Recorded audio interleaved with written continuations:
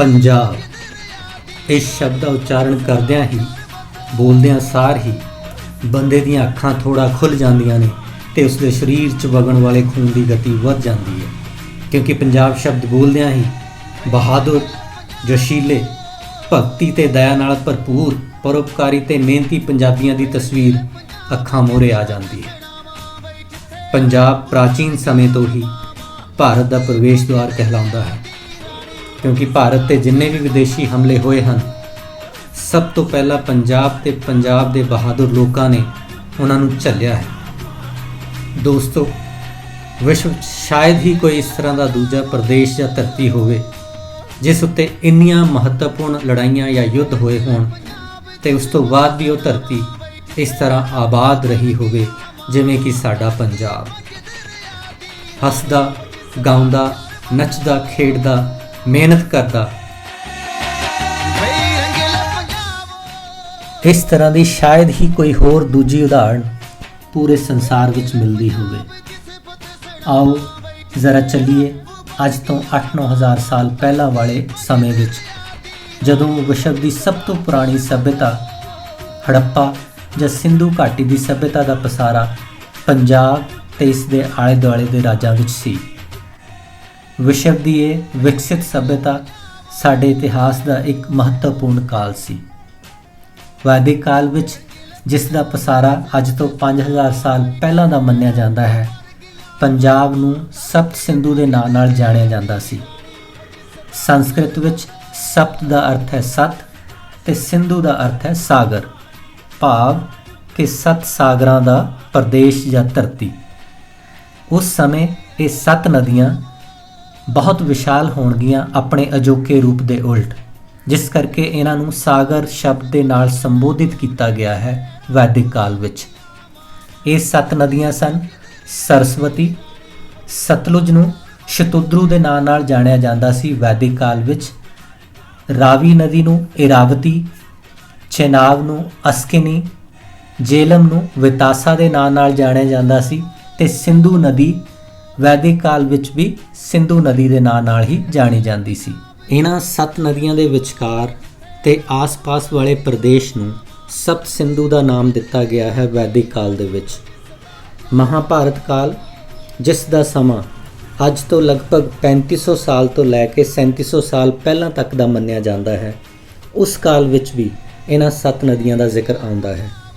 सतलुज नदी नूं शतुद्री नदी के नाम नाल जानिया जाता सी महाभारत काल दे विच, व्यास नदी नूं विपाशा, रावी नदी नूं इरावती, जेलम नदी नूं वितास्ता, चेनाब नदी नूं अस्किनी, सिंधु ते सरस्वती नदी नूं सिंधु ते सरस्वती नदी के नाम नाल ही जानिया जाता सी महाभारत काल विच, ते इन्हां नदियां दे आले दुआले दे प्रदेश नूं रत्ता के नाम नाल जानिया जाता सी। महाभारत का युद्ध भी पुराने संयुक्त पंजाब की धरती दे कुरुक्षेत्र नामक स्थान ते होया सी, जो कि अजोके हरियाणा का हिस्सा है। दोस्तों, भारत के इतिहास विच सब तो पहला विदेशी हमला अज तो लगभग 2326 साल पहला यानी 326 BC नूं मैसीडोनिया सम्राट सिकंदर ने कीता सी, अते उसका सामना इस इतिहासिक धरती के वीर सपूत राजा पुरुषोत्तम, जिसनों कि ग्रीक इतिहासकार पोरस के नाम नाल संबोधित करते सी, उस नाल होया सी। राजा पुरुषोत्तम एक 7 फुट तो भी ज़्यादा विशाल देह का मालक बहुत ही बहादुर राजा सी, जिसने सिकंदर के हमले की खबर मिलद्यां सार ही उसका मुकाबला करने का फैसला कर लिया। जबकि सिकंदर नूं विश्व विजेता बनने सिर्फ भारत के राजा नूं ही जितण की लोड़ सी, बाकी सब रस्ते विच आउण वाले राजा नूं वो फतेह कर चुका सी। पर इस धरती ते तां उसका सामना असल बहादुरां नाल होण वाला सी। ग्रीक इतिहासकारां ने जेलम नदी के किनारे होए युद्ध नूं हाइडेस्पस युद्ध का नाम दिता सी। ये युद्ध बहुत ही भयानक होया ते दोहां पासे काफ़ी जानी नुकसान होया। सिकंदर ने 3 बार अपने दूत युद्ध दौरान राजा पुरुषोत्तम कोल भेजे कि वो हार स्वीकार कर लवे, पर राजा पुरुषोत्तम नहीं सी मन्निया। दोस्तों, इस युद्ध विच राजा पुरुषोत्तम के पुत्र ने सिकंदर नूं सीधे युद्ध विच जख्मी कर दिता सी, पर सिकंदर ने अंत विच उसनूं मार दिता सी। ਰਾਜਾ ਪੁਰਸ਼ੋਤਮ ਨਾਲ ਵੀ ਸਿੱਧੇ ਯੁੱਧ ਵਿੱਚ ਸਿਕੰਦਰ ਘਾਇਲ ਹੋ ਗਿਆ ਸੀ ਅਤੇ ਉਸ ਨੂੰ ਆਪਣੀ ਹਾਰ ਸਪਸ਼ਟ ਨਜ਼ਰ ਆ ਰਹੀ ਸੀ। ਹਾਰ ਕੇ ਉਸਨੇ ਰਾਜਾ ਪੁਰਸ਼ੋਤਮ ਨਾਲ ਇੱਕ ਸੰਧੀ ਕੀਤੀ ਤੇ ਇਹ ਯੁੱਧ ਬਿਨਾਂ ਕਿਸੇ ਹਾਰ ਜਿੱਤ ਤੋਂ ਮੁੱਕਿਆ ਸੀ। ਪਰ ਇਹ ਗੱਲ ਸਮਝਣ ਵਾਲੀ ਹੈ ਕਿ ਸਿਕੰਦਰ ਆਪਣੀ ਵਿਸ਼ਵ ਜਿੱਤ ਦਾ ਸੁਪਨਾ ਇੰਨੀ ਨਜ਼ਦੀਕ ਆ ਕੇ ਛੱਡ ਕੇ ਵਾਪਸ ਕਿਉਂ ਚਲਿਆ ਗਿਆ ਸੀ। ਇਸ ਦਾ ਜ਼ਿਕਰ ਉਸਨੇ ਆਪਣੇ ਰਾਜ ਵਿੱਚ ਜਾ ਕੇ ਕੀਤਾ।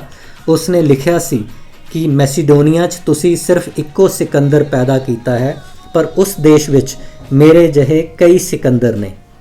ਰਾਜਾ ਪੁਰਸ਼ੋਤਮ, ਜਿਸ ਨੂੰ ਪੋਰਸ ਦੇ ਨਾਮ ਨਾਲ ਜਾਣਿਆ ਜਾਂਦਾ ਹੈ, ਜਿਸ ਨੇ ਸਿਕੰਦਰ ਦਾ ਵਿਸ਼ਵ ਵਿਜੇਤਾ ਬਣਨ ਦਾ ਸੁਪਨਾ ਤੋੜ ਕੇ ਉਸ ਨੂੰ ਵਾਪਸ ਭੇਜਿਆ ਸੀ, ਉਹ ਇਸ ਮਹਾਨ ਧਰਤੀ ਦਾ ਮਹਾਨ ਤੇ ਅਣਖੀ ਯੋਧਾ ਸੀ। ਇਸ ਤੋਂ ਬਾਅਦ ਸ਼ਕ, ਯਵਨ, ਪੱਲਵ ਭਾਰਤ 'ਤੇ ਹਮਲੇ ਕਰਦੇ ਰਹੇ। ਅਰਬ ਹਮਲਾਵਰਾਂ ਵੱਲੋਂ ਪਹਿਲਾ ਹਮਲਾ 711 ਈਸਵੀ ਵਿੱਚ ਮੁਹੰਮਦ ਬਿਨ ਕਾਸਿਮ ਨੇ ਕੀਤਾ ਸੀ ਅਤੇ ਉਹ ਸਿੰਧ ਨੂੰ ਜਿੱਤ ਕੇ ਵਾਪਸ ਪਰਤ ਗਿਆ ਸੀ। ਇਹ ਹਮਲਾਵਰ ਸਿਰਫ ਲੁੱਟ ਦੇ ਇਰਾਦੇ ਨਾਲ ਹਮਲੇ ਕਰਦੇ ਸਨ, ਕਿਉਂਕਿ ਇਹ ਆਪਣੇ ਰਾਜਾਂ ਵਿੱਚ ਭੁੱਖਮਰੀ ਤੇ ਗੁਰਬਤ ਦੇ ਸ਼ਿਕਾਰ ਸਨ। ਮਹਿਮੂਦ ਗਜ਼ਨੀ ਨੇ 1000 ਈਸਵੀ ਤੋਂ ਲੈ ਕੇ 1026 ਈਸਵੀ ਤੱਕ ਲਗਭਗ 17 ਹਮਲੇ ਭਾਰਤ 'ਤੇ ਕੀਤੇ ਅਤੇ ਉਹ ਹਰ ਵਾਰ ਊਂਠ ਖੱਚਰਾਂ 'ਤੇ ਸੋਨਾ, ਹੀਰੇ ਜਵਾਹਰਾਤ ਲੁੱਟ ਕੇ ਵਾਪਸ ਪਰਤ ਜਾਂਦਾ ਸੀ। ਫਿਰ ਇਹੀ ਤਰੀਕਾ ਮੁਹੰਮਦ ਗੌਰੀ ਨੇ ਅਪਣਾਇਆ। ਪ੍ਰਿਥਵੀਰਾਜ ਚੌਹਾਨ ਨੇ ਉਸ ਨੂੰ ਤਰਾਇਨ ਦੇ ਪਹਿਲੇ ਯੁੱਧ ਵਿੱਚ ਬੁਰੀ ਤਰ੍ਹਾਂ ਹਰਾ ਕੇ ਮਾਫ ਕਰਕੇ ਬਿਨਾਂ ਕੋਈ ਸਜ਼ਾ ਦੇ ਕੇ ਛੱਡ ਦਿੱਤਾ, ਪਰ ਇਹ ਅਹਿਸਾਨ ਫਰਾਮੋਸ਼ ਆਦਮੀ ਫਿਰ ਧੋਖੇ ਨਾਲ ਸੁੱਤੇ ਪਏ ਪ੍ਰਿਥਵੀਰਾਜ ਚੌਹਾਨ ਨੂੰ ਫੜ ਕੇ ਕੈਦ ਕਰਕੇ ਆਪਣੇ ਨਾਲ ਲੈ ਗਿਆ। ਲੋਹੇ ਦੀਆਂ ਗਰਮ ਸਲਾਖਾਂ ਮਾਰ ਕੇ ਕੱਢ ਦਿੱਤੀਆਂ ਅਤੇ ਪ੍ਰਿਥਵੀਰਾਜ ਨੂੰ ਅੰਨਾ ਕਰ ਦਿੱਤਾ ਗਿਆ। ਕਿਹਾ ਜਾਂਦਾ ਹੈ ਕਿ ਪ੍ਰਿਥਵੀਰਾਜ ਚੌਹਾਨ ਨੇ ਮੁਹੰਮਦ ਗੌਰੀ ਦੀ ਆਵਾਜ਼ ਸੁਣ ਕੇ ਹੀ ਉਸ ਦੇ ਦਰਬਾਰ ਵਿੱਚ ਹੀ ਉਸ ਨੂੰ ਆਪਣੇ ਤੀਰ ਨਾਲ ਮਾਰ ਦਿੱਤਾ ਸੀ, ਜਿਸ ਤੋਂ ਬਾਅਦ ਪ੍ਰਿਥਵੀਰਾਜ ਚੌਹਾਨ ਨੂੰ ਵੀ ਮਾਰ ਦਿੱਤਾ ਗਿਆ। ਪਰ ਸਾਡੇ ਆਪਣੇ ਇਤਿਹਾਸਕਾਰ ਇਸ ਨੂੰ ਸੱਚ ਨਹੀਂ ਮੰਨਦੇ। 12ਵੀਂ ਈਸਵੀ ਤੋਂ ਬਾਅਦ ਵਾਲਾ ਸਮਾਂ ਇਸ ਧਰਤੀ ਲਈ ਬਹੁਤ ਹੀ ਬੁਰਾ ਸਮਾਂ ਸੀ। ਜਿਸ ਭੁੱਖੇ ਨੰਗੇ ਹਮਲਾਵਰ ਦਾ ਮਨ ਕਰਦਾ, ਉਹ ਆਪਣੀ ਸੈਨਾ ਨਾਲ ਹਮਲਾ ਕਰ ਲੁੱਟ-ਖਸੁੱਟ ਕਰਕੇ ਲੋਕਾਂ ਦਾ ਕਤਲ ਕਰ ਵਾਪਸ ਪਰਤ ਜਾਂਦਾ ਸੀ। ਹਰ ਪਾਸੇ ਜ਼ੁਲਮ ਸੀ, ਅਰਾਜਕਤਾ ਸੀ, ਲੋਕ ਬਹੁਤ ਹੀ ਦੁਖੀ ਸਨ। ਕਿਹਾ ਜਾਂਦਾ ਹੈ ਕਿ ਜਦ ਜ਼ੁਲਮ ਅੱਤ ਕਰ ਦਿੰਦਾ ਹੈ, ਉਸ ਵੇਲੇ ਪਰਮਾਤਮਾ ਆਪਣਾ ਕੋਈ ਨਾ ਕੋਈ ਰੂਪ ਧਰਤੀ 'ਤੇ ਜ਼ਰੂਰ ਭੇਜਦਾ ਹੈ ਜ਼ੁਲਮ ਤੋਂ ਨਿਜਾਤ ਦਿਵਾਉਣ ਲਈ। 1469 ਈਸਵੀ ਨੂੰ ਕੱਤਕ ਮਹੀਨੇ ਦੀ ਪੂਰਨਮਾਸ਼ੀ ਨੂੰ ਨਨਕਾਣਾ ਸਾਹਿਬ ਵਿਖੇ, ਜੋ ਕਿ ਅਜੋਕੇ ਪਾਕਿਸਤਾਨ ਵਿੱਚ ਹੈ, ਪਿਤਾ ਮਹਿਤਾ ਕਾਲੂ ਤੇ ਮਾਤਾ ਤ੍ਰਿਪਤਾ ਦੇ ਘਰ ਗੁਰੂ ਨਾਨਕ ਦੇਵ ਜੀ ਨੇ ਜਨਮ ਲਿਆ। ਬਚਪਨ ਤੋਂ ਹੀ ਆਪਣੀ ਵਿਲੱਖਣ ਸ਼ਕਤੀ ਤੇ ਸੋਚ ਨਾਲ ਸਭ ਨੂੰ ਪ੍ਰਭਾਵਿਤ ਕੀਤਾ। ਪਿਤਾ ਮਹਿਤਾ ਕਾਲੂ ਨੇ ਇੱਕ ਵਾਰ ਗੁਰੂ ਜੀ ਨੂੰ 20 ਰੁਪਏ ਦੇ ਕੇ ਵਪਾਰ ਕਰਨ ਲਈ ਭੇਜਿਆ। ਗੁਰੂ ਸਾਹਿਬ ਨੂੰ ਰਸਤੇ ਵਿੱਚ ਕੁਝ ਸਾਧੂ ਮਿਲੇ ਜਿਨ੍ਹਾਂ ਭੋਜਨ ਦੀ ਇੱਛਾ ਪ੍ਰਗਟ ਕੀਤੀ। ਗੁਰੂ ਜੀ ਨੇ ਉਹ 20 ਰੁਪਏ ਉਹਨਾਂ ਸਾਧੂਆਂ ਦੀ ਸੇਵਾ ਵਿੱਚ, ਉਹਨਾਂ ਨੂੰ ਲੰਗਰ ਛਕਾਉਣ ਵਿੱਚ ਲਗਾ ਦਿੱਤੇ।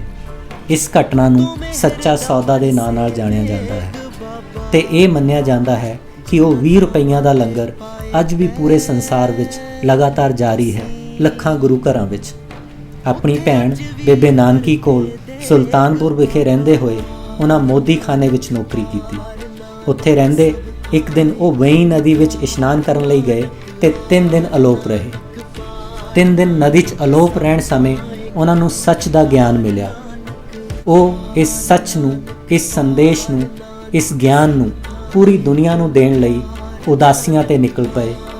ਉਹਨਾਂ 1500 ਈਸਵੀ ਤੋਂ ਲੈ ਕੇ 1524 ਈਸਵੀ ਤੱਕ 4 ਉਦਾਸੀਆਂ ਪੂਰਬ, ਪੱਛਮ, ਉੱਤਰ ਤੇ ਦੱਖਣ ਚਾਰਾਂ ਦਿਸ਼ਾਵਾਂ 'ਚ ਕੀਤੀਆਂ, ਜਿਸ ਵਿੱਚ ਉਹਨਾਂ ਲਗਭਗ 28,000 ਕਿਲੋਮੀਟਰ ਦਾ ਸਫ਼ਰ ਤੈਅ ਕੀਤਾ।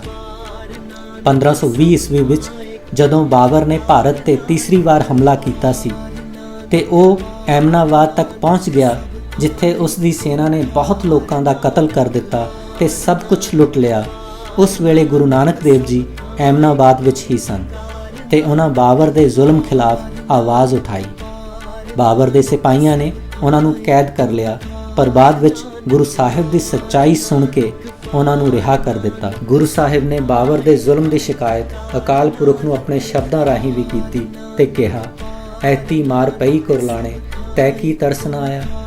ਦੋਸਤੋ, ਇਹ ਸਭ ਭੂਮਿਕਾ ਬੰਨੀ ਜਾ ਰਹੀ ਸੀ ਉਸ ਅਕਾਲ ਪੁਰਖ ਦੁਆਰਾ, ਉਸ ਪਰਮਾਤਮਾ ਦੁਆਰਾ ਉਸ ਵੇਲੇ ਦੇ ਜ਼ੁਲਮ ਤੋਂ ਲੋਕਾਂ ਨੂੰ ਨਿਜਾਤ ਦਿਵਾਉਣ ਲਈ, ਜਿਸ ਦੀ ਸ਼ੁਰੂਆਤ ਗੁਰੂ ਨਾਨਕ ਦੇਵ ਜੀ ਕਰ ਚੁੱਕੇ ਸਨ। ਉਸ ਸਮੇਂ ਦੱਬੀ ਕੁਚਲੀ ਵਹਿਮਾਂ ਭਰਮਾਂ ਵਿੱਚ ਫਸੀ ਲਾਚਾਰ ਮਨੁੱਖਤਾ ਨੂੰ ਇੱਕ ਨਵੇਂ ਰਾਹ ਵੱਲ ਤੋਰ ਕੇ ਉਹਨਾਂ ਲੋਕਾਂ ਨੂੰ ਨਾਮ ਜਪਣ, ਕਿਰਤ ਕਰਨ ਤੇ ਵੰਡ ਛਕਣ ਦਾ ਸੰਦੇਸ਼ ਦਿੱਤਾ। ਬਾਬਰ ਨੇ 1526 ਈਸਵੀ ਨੂੰ ਪਾਣੀਪਤ ਦੀ ਪਹਿਲੀ ਲੜਾਈ ਵਿੱਚ ਅਫਗਾਨ ਰਾਜ ਨੂੰ ਸਮਾਪਤ ਕਰਕੇ ਭਾਰਤ ਤੇ ਮੁਗਲ ਸਾਮਰਾਜ ਦੀ ਸਥਾਪਨਾ ਕਰ ਦਿੱਤੀ।